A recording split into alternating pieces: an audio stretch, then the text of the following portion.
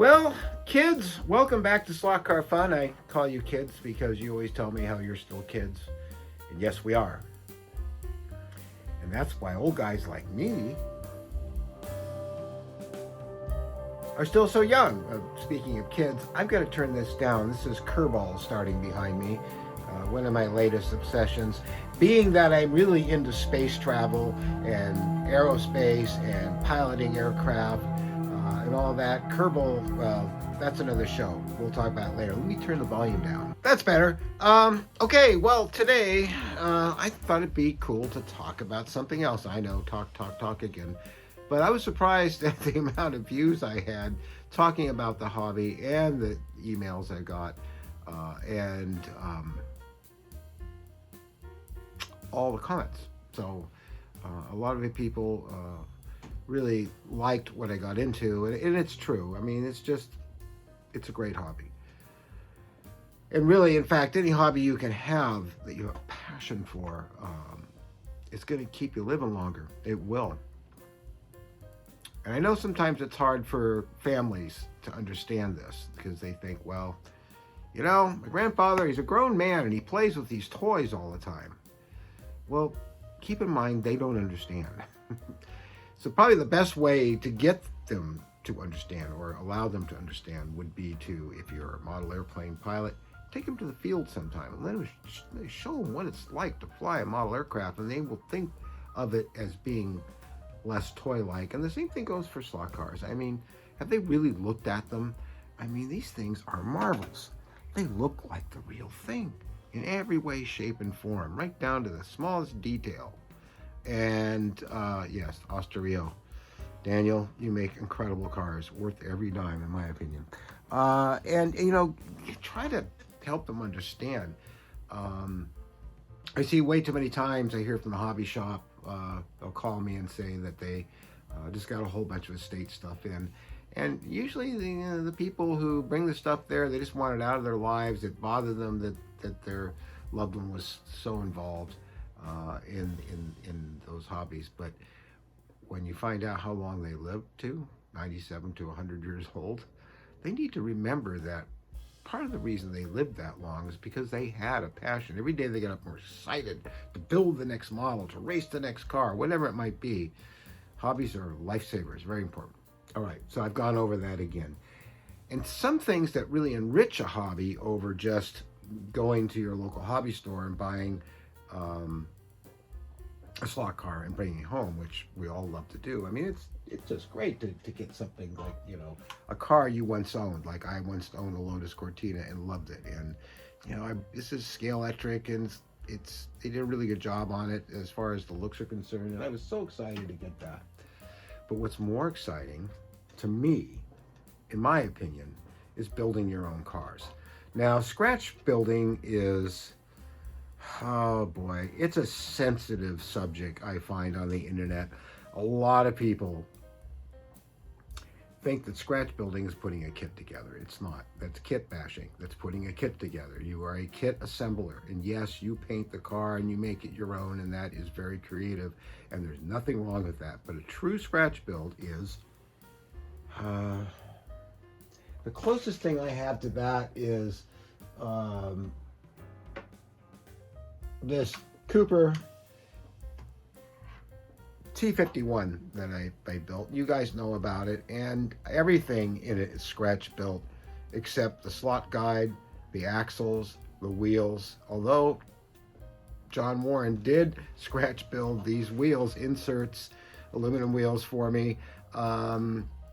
You know, the crown gear and those things are slotted, but the body was all handcrafted by myself and molded, and the frame was also built by me. So this makes it very a true scratch build, in the sense that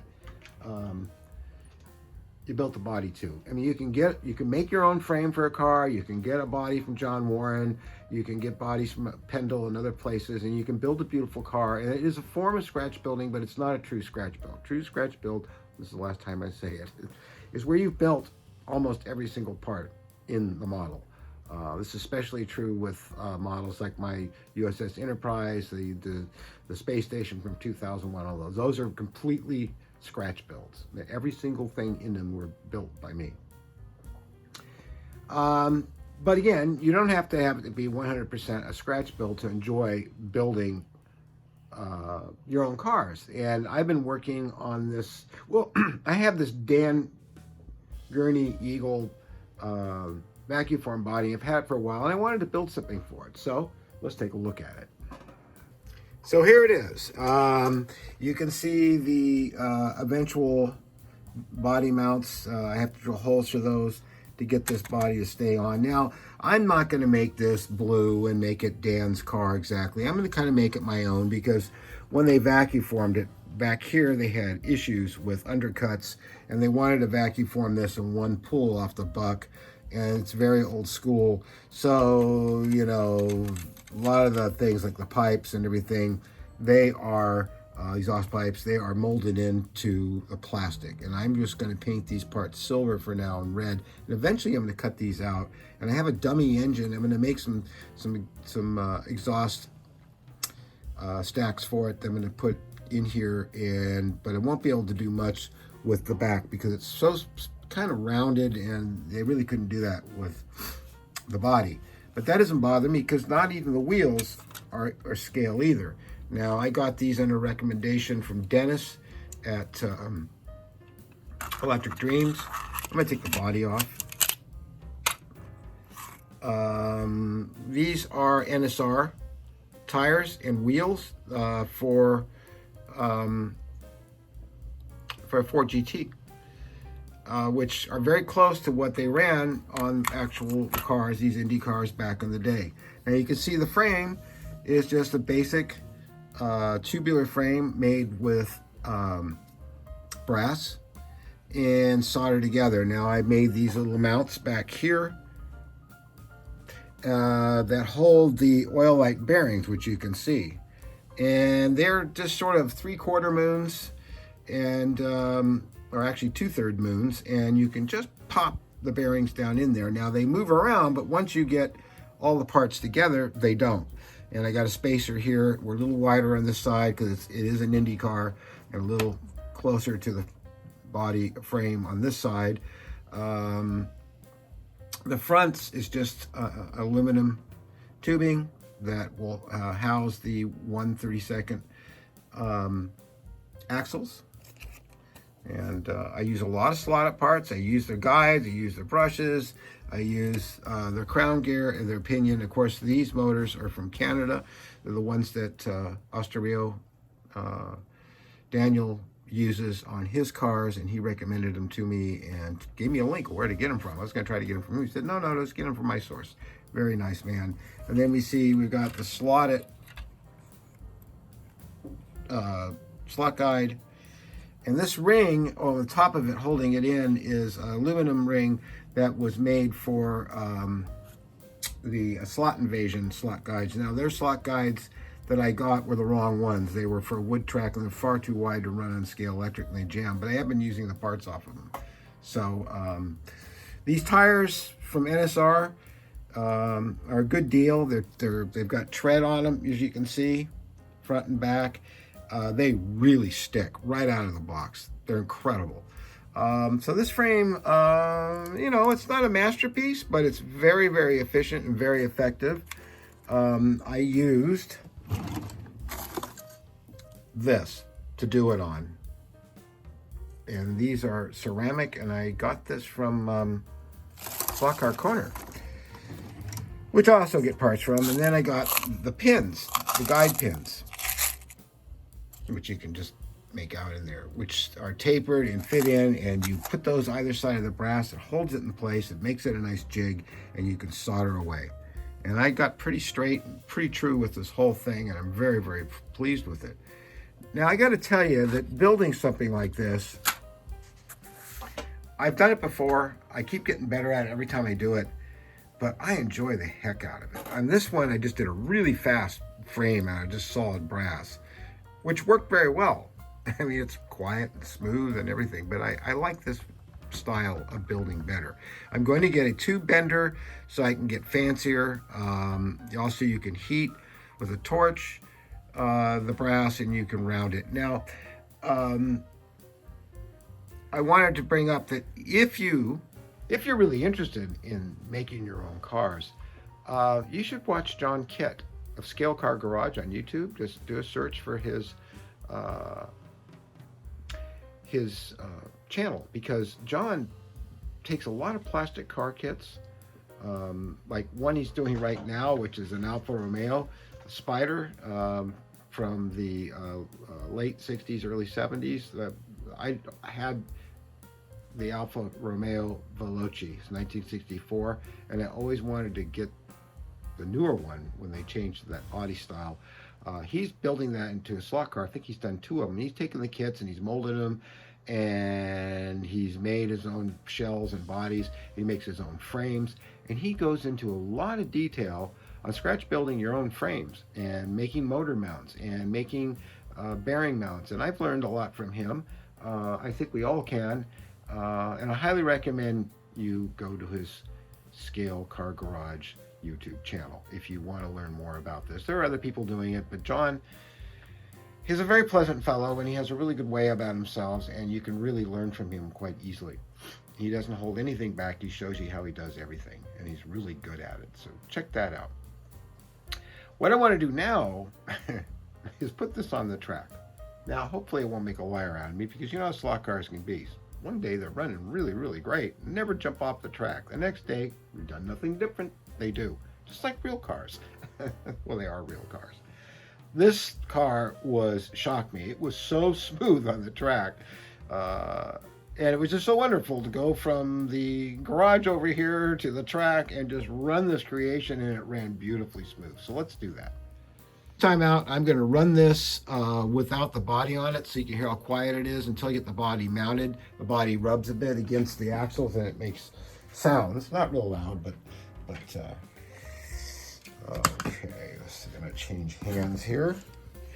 And I'm going to stand up because it always works better when I stand up. So.